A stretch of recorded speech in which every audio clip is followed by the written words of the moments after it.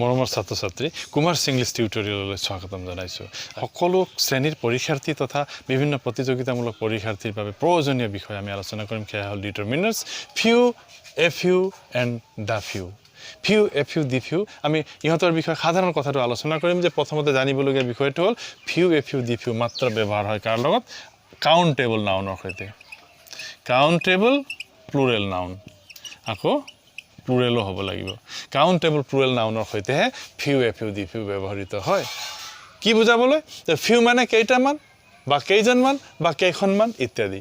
a few মানে কেইটামান কেইজনমান বা কেইখনমান ইত্যাদি কিন্তু দি ফিউৰ অৰ্থ নিজে নিজে স্পষ্ট হৈ আছে যি কেইজনমান যি কেইটামান বা যি কেইখনমান আছে গোটেইখিনিক বুজালেহে দি ফিউটো ব্যৱহাৰ হয় ইয়াক আমি চিন্তা কৰিবলগীয়া কাৰণ একো নাই আমাৰ প্ৰব্লেমটো ক'ত যে ফিউ নে এ ফিউ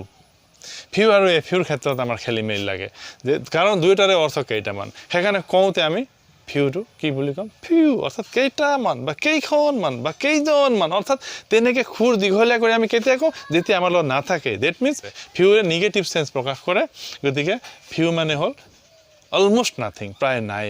আৰু এটা কথা জানি থওঁ যে অনলি আৰু জাষ্ট শব্দৰ লগতো অনলি আৰু জাষ্ট শব্দৰ লগতো এ ফিউহে ব্যৱহাৰ কৰোঁ আমি এইটো এটি বাকচৰ ভিতৰত ৰাখি দিলোঁ অনলি আৰু জাষ্টৰ সৈতেও এ ফিউহে ব্যৱহাৰ হয় গতিকে ইমানখিনি আলোচনা কৰাৰ পিছত আমি কেইটামান বাক্য ল'ম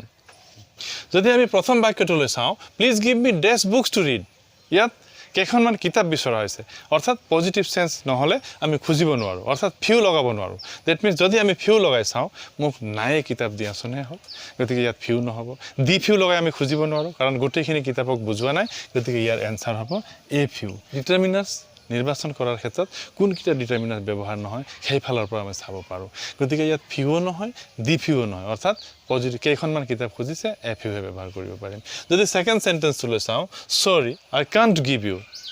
আই হেভ ডেছ বুকছ অৰ্থাৎ কি ক'ব বিচাৰিছে যে আই কাণ্ট গিভ ইউ বুলি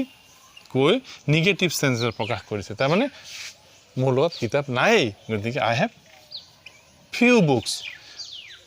মোৰ লগত কিতাপ নাই গতিকে ৩ number sentence you must give me তুমি দিবই লাগিব কি দিব লাগিব বুকছ ডেট ইউ হেভ এই ডেট ইউ হেভ বাক্যাংশটোৱে কি কৰিলে তেওঁৰ লগত থকা গোটেইখিনি কিতাপক বুজালে কাৰণে ইয়াত এনচাৰ হ'ব দ্য ফিউ অৱশেষত এট লাষ্ট অৱশেষত হি গেভ মি তেওঁ দিলে কিমান দিলে অনলি ডেছ বুকছ অনলি আছে গতিকে আমি ইয়াত চকু মুদি